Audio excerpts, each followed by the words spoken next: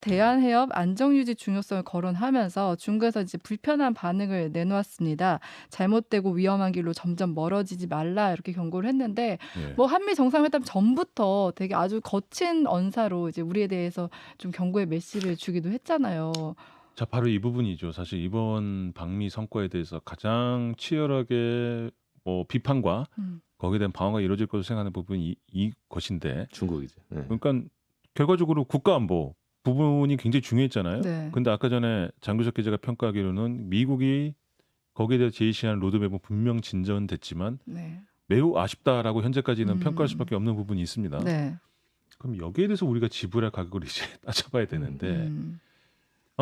지금까지로 보기에는 우리는 거기에 대한 기존의 그 예정됐던 확장 억제 정책이라는 기존의 로드맵을 약간 구체화시키는 음. 정도의 그런 단계에 대한 대가로 우리는 사실상 그 미국과 중국의 극한 대립의 최첨병의 그런 역할을 총대를 매게 됐다. 그래서 전선 앞에 서 있는 거죠. 네. 네, 이렇게 된 거죠. 네. 과연 이게 수지가 맞는 장사인가라는 거에 대해서는 참 판단을 해볼 문제라고 생각합니다.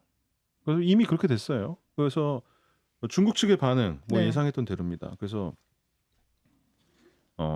엊그제 그러니까 어제 그 중국 베이징 일보에서 이렇게 이 보도가 나왔는데요. 네. 중국 외교부에서 또 조치를 취했습니다. 류진숭 외교부 아주사 사장, 아주사란 건 이제 아시아 쪽 네. 담당 사장이란 건 우리 그 회사 사장은 아니고요. 네. 담당 국장급을 갖다 아. 사장이라고 합니다. 네. 그래서 엊그제 밤에 우리 강상욱 주중 한국대사관 정무공사와 회동을 약속하고 만났다. 이걸 이제 회동을 약속하고 만났다는 거는 이건 중국 외교 용어입니다. 네. 그 한자로 하면 약견이라고 하거든요. 위에지엔이라고 합니다. 위에지엔. 그래서 위에지엔을 하고 한미 공동 성명의 중국 관련 잘못된 표현에 대해 엄숙한 교섭을 제기하고 강렬한 불만. 대만이지 대만. 그런 거죠. 예. 네. 그래서 여기서 우리가 주목해야 될 것은 엄숙한 교섭과 강렬한 불만을 두 번 반복했다는 거고 엄숙한 교섭이란 거는 중국에서 구두나 문어적으로 표현할 때 가장 강한 불만의 표시에 속합니다. 네네. 그리고 이 위에지엔이라는 이런 형식도 뭐냐면 우리로 치게 되면 초치, 약간 뭐 초치 같은 거기에 거. 그런 개념이 되는 거죠. 그래서 류 사장이 뭐라고 했냐면 대만 등 문제에 대한 중국의 엄정한 입장 강조했다. 또 한국 측에 하나의 중국 원칙을 확실히 지킬 것을 요구했다. 예. 뭐 왜 그랬는지는 뭐 다들 아실 겁니다. 그 한미 정상회담 거기서 공동 담화문 뭐 이 부분에 또 현상 유지, 대만 해협 현상 대만 유지. 해협 얘기가 나왔죠. 네, 거기서 명시를 했죠. 네. 그래서 우리나라에서는 지금 보면 굉장히 차근차근하게 대만 문제에 대해서 정말 직설적으로 에스컬레이터를 타고 있어요. 예전에 박진 외무부 장관이 그걸 언급을 했고 네. 그다음에 윤석열 대통령이 로이터 통신과에 대해서 네. 구두로 그걸 갖다가 그렇지. 직접적으로 언급을 했고 이번에는 그걸 문건으로 공동 기자회견에서 얘기했죠. 공동 기자회견문에서 양국 정상이 공동 문건으로 그걸 명시했습니다. 여기에 대해서 지금 중국 측도 똑같이 차근차근 행위를 올리고 있습니다. 그런데 이제 다만 최고 수준은 아니에요. 뭐냐면 이 위에진이라는 게 이것도 급이 있거든요. 네. 그때 그 수위로 봤을 때 최고 수위가 뭐냐면 부부장, 외교부 부부장, 외교부 부부장이 이제 대사에게 직접 위에진을 갖다가 하는 것. 네. 그래서 우리 주중 대사죠. 주중 대사에게 그러니까 거기에 대해서 위에진을 걸고 이런 식의 엄중한 경고를 날리는 대사 것이 초치 같은 거네. 예. 그게 최고 수위인데 어저께는 공사에게 했다는 거죠. 정부 공사에게. 그거는 한 단계는 남겨놓은 거예요. 세컨드한테만 한 거야. 넘버 2한테. 예. 일단 한 등급은 남겨놓은 거예요. 우리에게 여지를 주는 건가요? 뭐 여지를 준다기보단 그쪽에서는 글쎄요. 그 여지를 준다는 거는 뭔가 기대한다기보다는 아직까지 카드를 한 단계 더 그렇지. 남겨놨다는 그러니까 대사까지 정도 불러버리면 나머지는 그다음부터는 이제 대사관 그다음부터는 퇴출시키는 건데 아. 그것까지는 좀 그렇고 그러니까 사실 중국 쪽에서도 지금 한미 정상회담의 흐름을 보게 된다면 뭔가 여기서 극적인 전환이 있을 거라고 기대는 크게 안 할 거라고 그랬겠죠. 보여져요. 네. 그렇지. 그렇기 때문에 이거는 정말 외교적 그 조치를 취하는 거에 있어서 이제 끝까지 갈 수는 없으니까 향후 그 진행 방향을 봐가지고 우리가 취할 수 있는 조치 중에서 어느 정도 수준의 조치를 지금 취하겠다 이렇게 그 뭐랄까요 스킬상에 네. 그 정도의 이제 여지를 남겨놓은 거라고 보면 될 것 같고요. 그리고 뭐 엊그제 또 중국 외교부에서도 공식 브리핑에서 마오닝 대변인이 언급을 했습니다. 미국과 한국은 대만 문제의 실제를 똑바로 인식하고 하나의 중국 원칙을 존중하며 대만 문제에서 언행에 신중을 가해야 한다. 기해야 한다. 그러면서 이렇게 경고했죠. 잘못되고 위험한 길로 점점 멀리 가지 마라. 중국 일부는 참 이런 표현들을 잘 써요. 그러니까 불장난하다가 타 죽는다 뭐 이런. 예, 예. 굉장히 정제됐지만 굉장히 위협적으로 음. 이렇게 얘기를 했죠. 그래서 뭐 일단 우리나라와 중국 간의 외교 관계는 제가 그때 베이징 특파원으로 취임했었을 때 첫 번째 해였죠. 그때가 한창 사드 전국이 아, 사드. 네네네. 급속도로 사드 전국의 하나는 급냉기를 맞게 될 가능성이 커 보입니다. 그 정도 수준으로. 예, 예. 당연히 그 정도 수준으로 가겠죠. 왜냐하면 우리나라에 사드가 들어오는 것과 우리나라 정상이 미국 정상과의 만남에서 공식적으로 대만 문제를 언급하는 거는 중국 입장에서는 네네. 차원이 다른 문제거든요. 그냥 이렇게 보시면 돼요. 그러면 중국 시진핑 주석이 그 일본에 가서 일본 수상과 이제 정상회담하면서 독도는 생각해 보니까 일본 땅이라는 주장이 꽤 설득력이 있는 것 같다라고 이렇게 언급을 했다고 한다면 과연 우리나라에서 그쵸. 어떤 감정이 대책이 엄청 나오겠어요. 안 예. 좋아지겠죠. 그러니까 이 부분이 그래서 굉장히 제가 보기에도 좀 아쉽다는 느낌이 드는 게 이거는 중국에 있어가지고는 중국이 실제로는 그럴 리는 없겠지만 가령 예를 들어가지고 야 윤석열 대통령이 이 대만 문제를 언급했다고 해도 우리가 한번 봐주고 넘어갔으면 좋겠어라고 생각해도 시진핑 주석에서 봐줄 수가 없는 사안입니다. 그렇지. 네네. 왜냐하면 이걸 봐준 순간 자기의 인지도 자체가 자기의 리더십이 완전히 급강하는 중국에서 그런 설정한 때문에 핵심 이익이잖아요. 이 핵심 이익을 건드리면 가만히 있지 않겠다고 이미 다 이게 딱 명문화 이건 돼 그럴 수밖에 있으니까. 없어요. 네. 시 주석이 자기 권한으로 해가지고 아무리 지금 보면 절대 권력적으로 가도 야 그러면 뭐 한국 대통령이 저렇게 얘기해도 뭐 상관없어라고 이렇게 얘기하는 순간에 시 주석이 완전히 보면 중국 인민들한테 보면 반역자가 네. 되는 이런 과제예요. 그러니 우리나라에서도 지금 보면 일본에 대해서 굉장히 굴욕 외교에 준하는 그런 그런 굴욕적인 그런 네. 조치를 취했다라는 비난이 나오지만 그 와중에서도 윤석열 정부에서도 독도 문제에 대해서는 뭐 교과서나 이런 부분에서 언급한 데 대해서는 항의를 하지 않습니까? 네. 이게 넘어설 수 없는 부분이라는 거죠. 그렇죠. 근데 우리가 그렇다고 해서 중국과의 관계에서 역학적으로 보나 아니면 뭐 경제 관계라든지 이런 걸 봤을 때 우위에 점하고 있는 상황이냐면 그건 아니란 말이죠.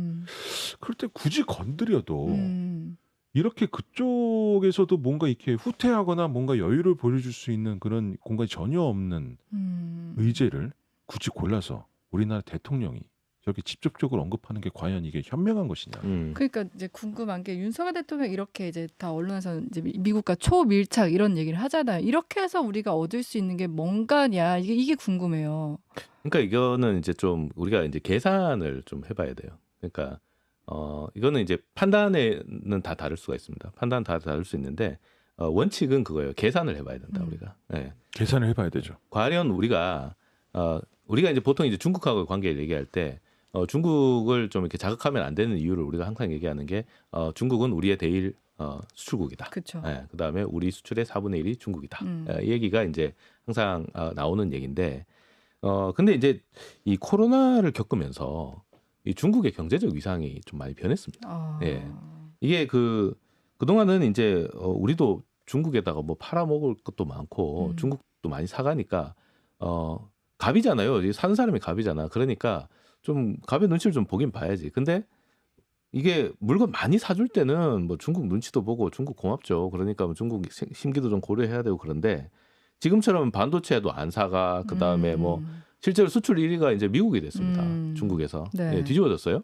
그러니까 우리나라에서 이 계산을 좀 해봐야 돼요. 이거 중국하고 저렇게 계속 밀착해 가는 게 맞나? 아니면 미국이 저렇게 나가는데 중국이 힘이 더 빠져가지고 나중에 중국하고 친하게 지냈다가는 오히려 우리가 피해를 볼 수 있겠는데? 이렇게 생각하면 미국하고 더 붙어야죠. 네. 그러니까 이 계산이 맞냐 틀리냐를 떠나서 이 계산을 해봐야 된다는 거예요. 계산을 해봐야 되고 근데 아마 윤석열 대통령하고 이쪽 쪽은 윤석열 대통령은 그렇게 생각한 것 같아요. 중국하고 같이 붙어 있는 것보다 미국하고 붙어 있는 게 더 계산이 된다. 이득이 된다. 이렇게 계산을 한 것 같아요. 네네. 그러니까 그거는 뭐 생각이 다 다를 수 있죠. 다를 수 있지만 그렇게 생각하고 지금 움직이는 것 같아요. 예. 과거에 왜 제가 이제 특파원을 갈 때 많이 봤던 영화가 남한산성 영화가 있잖아요. 남한산성을 보면 그 당시가 이제 명청 교체기에 네. 이 패권의 패러다임이 바뀌는 축이 움직이는 시대였거든요. 네네. 근데 그동안은 이제 조선이라는 나라가 명나라라는 어떤 패권의 질서에 가장 순응을 잘해서 이 성리학이라는 어떤 그 패권에 순응해서 잘 먹고 잘 살았단 말이에요. 그다음에 이제 또 그 전쟁이 없이 이렇게 태평성대를 구가하다가 이제 임진왜란 겪고 그다음에 청나라가 들어서면서 이제 청이 이제 조선을 압박하죠. 근데 그동안에 이제 패권 질서는 명나라였으니까 그 패권 질서에 순응을 하고 그거가 이제 체화가 돼 있다 보니까 바로 청나라를 못 가는 거야. 예. 그러니까 이제 청이 이거 봐라 하면서 이제 조선을 이제 침략을 하죠. 이제 병자호란이 나오는. 근데 이제 그렇게 되는 이유는 패권이 축이 움직이는 상황에서 이 패권이 어디로 가는지를 정확하게 파악하지 못한 거예요. 네, 예. 네. 근데 그 당시에 그 남한선생의 영화가 나왔을 때는 중국이 상당히 강성할 때였습니다. 네. 경제적으로도 그렇고 한참 이렇게 주가가 네. 올라가고 경제 성장률도 상당히 높을 때였어요. 그러다 보니까 이제 남한산성 같은 이 상황이 온 거냐 약간 이런 생각을 하게 될 수 있는 거죠. 네. 근데 코로나를 지나고 트럼프가 그렇게 때리고 그다음 바이든도 와서 중국을 그렇게 때리고 하다 보니까 중국이 지금 성장률이 거의 과거에 볼 수 없었던 그쵸. 성장률이 떨어졌단 네, 말이에요. 네. 그리고 그만큼 구매력도 떨어지고 이 경제가 떨어지다 보니까 야, 이 중국을 계속 믿고 갈 수 있느냐 우리가. 그러면 패권이 정말로 중국으로 넘어가는 거냐? 네. 아니면은 그냥 패권에 도전했다가 과거에 이제 경제 패권에 도전했던 일본이 프라자 합의로 이렇게 추락하는 것처럼 네. 중국도 추락하는 거 아니냐? 그러니까 결국은 미국에 붙어야 된다. 이렇게 생각할 수도 있는 거예요. 네, 네. 네. 근데 그래도 그나마 이제 좀 이렇게 했으면 좋겠다라고 이제 그 기대를 하고 좀 이렇게 하는 부분은 이런 계산 하에서 움직였으면 예. 이런 계산 하에서 움직이는 거면 아니 계산은 했을 거예요. 그래. 예. 그럴 수 있어. 이렇게 생각할 수 있습니다. 네, 네. 예. 근데 계산이란 거는 이제 객관적으로 그 숫자들, 네. 데이터나 이런 것들을 객관적으로 보고 미리 결론을 정해놓지 않고 계산을 해야 되는데 언제나 정책 위반자들이 빠지기 쉬운 함정이 뭐냐면 자기는 그렇지 않다고 생각하지만 사실상 내적으로 결론을 정해놓고 맞아요. 계산한 예. 계산이 오히려 네. 그러니까 계산을 한다는 거는 답이 어떻게 나올지에 대해서 머리를 비워놓고 해놓은 결과를 그렇지. 따라야 네. 되는데 오히려 내심 보면 이런 답이 나왔으면 좋겠는데 그러면서 자꾸 이렇게 과정을 갖다 해가지고 거기 답정너지 맞춰가는 답을 딱 정해놓고 답은 미국이야 이러고 이제 미국으로 가면 안 그러버리면 된다는 진짜 거지. 예. 이게 큰일이 나버리는 네. 거고 그런 네. 경우가 종종 있습니다. 근데 저도 뭐 장규석 기자의 얘기에는 전적으로 동의하지만 다만 이건 있습니다. 중국과 헤어지더라도 어떻게 헤어지느냐가 중요해요. 그 말도 맞네요. 헤어질 결심. 네. 우리 입장에서는 네. 네. 좀 적절한 비유는 아니겠지만 이혼 과정도 그렇잖아요. 단지 이혼했다는 결과는 똑같더라도 이혼했던 커플들이 그 과정을 보게 되면 전부 다 똑같지가 막 배우자 않습니다. 욕하면서 이렇게 헤어지는 경우도 때로는 있고. 심지어는 네. 요즘에는 보니까 재결합하는 커플들도 많고 있고 그러지만 네, 네. 완전히 그 이혼하는 과정을 잘못해가지고 서로 간에 패가망신을 하는 그런 경우도 종종 있거든요. 그거는 뭐냐면 이제 그 헤어지는 과정에서의 시간도 중요하고요. 네. 그다음에 강도도 중요하고 이런 것들이 다 있거든요. 그리고 또 우리가 그 모호성 전략이라는 걸 얘기할 때 맨날 얘기하는 것 중에 가장 중요한 것 중에 하나는 이겁니다. 또 거꾸로도 봐야 돼요. 맞아요. 뭐냐면 중국과 거리를 둘 수 있죠. 그렇지만 이게 넘어설 수 없는 다리를 러시아 중국과 건너는 순간에 뭐냐면 미국 입장에서 우리의 가치가 떨어져요. 왜냐하면 그 쓸 수 다음부터는 있는 카드가 아닌 우리에게 거죠. 떡을 줄 이유가 없습니다. 그렇죠. 네. 왜 안 줘도 얘네들은 이제 중국 러시아하고는 이제 도저히 친해질 수 없다라는 판단이 드는 순간에 왜 줘요? 얘네들은 이제 나만 보고 살아야 되는데. 네.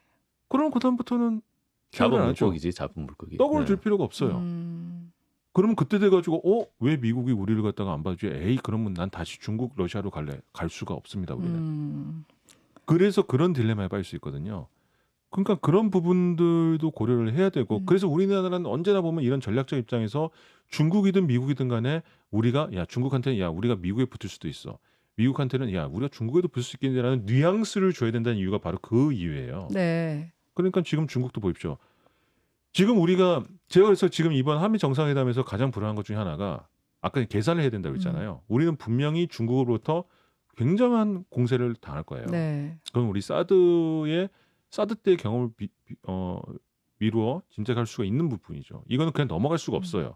그러면 이거를 갖다가 우리가 견뎌낼 만한 가치가 있다라고 하려면 우리가 그 중국과의 그 분쟁 상황에서 잃게 되는 거를 갖다가 미국이 보상해 주면 돼요. 근데 과연 그런 보상 그렇게 약속을 해줄지. 해줄 거라고 뭔가 있었느냐? 과연 사드 때도 사실은 미국이 도와준 건 별거 없죠. 별거 네. 없는 게 아무것도 없었어요. 네. 그냥 옆에서 그냥 중국 그러지 마라 이런 정도 훈수 놔뒀지. 네. 그러면 아까 정도의 그런 이득을 그 안보상 이득을 얻기 위해서 우리가 도대체 치러야 될 게 얼마나 되는지는 지금 우리 아무도 모르고 모르고 있는 상황이거든요. 네네. 우리가 다만 약간 사드 때보다 약간 포지티브하게 볼 수 있는 부분 한 가지 있습니다. 뭐냐면 이제 중국 상황에서 우리가 진출한 기업이 그때 사드가 어떻게 보면 먼저 맞은 매가 됐다고. 아. 그때 다 철수를 많이 그러니까, 했어요. 예, 실제로 이제 중국하고 많이 그게 네. 없어졌어. 예. 지금 현대차도 보면 이제 거의 사실상 중국에서 이제 영업이 이제 안 하게 되고 네네. 이렇게 됐기 때문에 사실 더 때려 맞을 만한 부분도 크게 남지는 않았다는 게 그나마 우리한테는 약간 이제 위안이 될 수 있는 부분인데 네. 뭐 그렇더라고 해도 뭐 중국 쪽에서 뭐 여러 가지로 계속해서 경제적 뭐 이런 쪽 외교적으로 압박을 해올 겁니다. 그럼 어쨌든 그게 득이 되진 않겠죠. 근데 과연 미국에서 그런 부분에 우리가 받는 손실을 갖다가 과연 보존해 줄 것이냐. 네. 보존해 주더라도 언제까지. 음. 이런 부분에 대한 냉정한 계산이 있었는지가 굉장히 우려스럽죠. 아직까지는 안 보여요. 그래서 외교는 항상 유연해야 된다. 네. 예, 그다음에 기민해야 된다. 예. 언제나 이 상황을 정확하게 판단할 수 있도록 기민하게 움직여야 됩니다. 예. 그리고 우리와 미국과 그러니까 우리가 처한 상황에 대해서 언제나 고래등 싸움에 새우등 터진다는 고래등 싸움이 아니죠. 네. 고래 싸움에 새우등 터진다는 그런 얘기를 많이 하잖아요. 그럼 새우 입장에서는 그걸 갖다 피할 수 있는 가장 좋은 방법이 뭘까요? 뭐냐면 싸우고 있는 데서 최대한 멀리 떨어지는 겁니다.